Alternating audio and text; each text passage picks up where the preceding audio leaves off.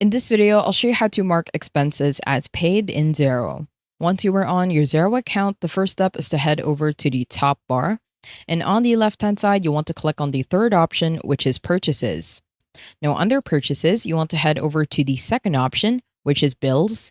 And once you are on the bills section, you will see that the status on different types of bills are either an awaiting payment or an awaiting approval.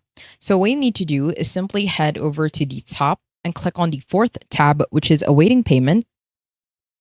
And from here, what you need to do is simply head over to a bill that you haven't paid yet.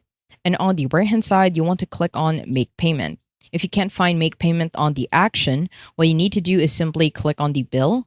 And from the bill, you want to head over to the bottom, and in here you will have an option to make a payment. So the amount that needs to be paid is exactly the total amount of the bill.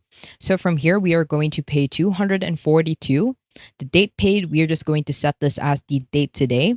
Paid from, you can either add it from your bank, either your business or your savings, your credit, depending on your account.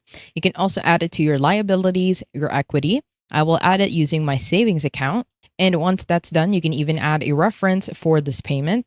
And once you are ready to make your payment, head over to the right hand side and click on add payment. Now, once you click on add payment, if you head over to the paid tab, you will see Capital Cab & Co. is now set as a paid. So if you head over to all of our bills and find Capital Cab & Co., you will see that the status is now set to paid. If you want to do the same thing to another bill, let's say we are going to do this to base side. If we simply click on the bill, it will also take us to the bill. From here, we want to set an amount paid, the date that is today, paid from. We are going to add our business account this time. And on the right hand side, if we click on add payment, you will automatically see on the bill section that this will be set as paid. So if we head over to all, you will see that Bayside Wholesale is now set to paid.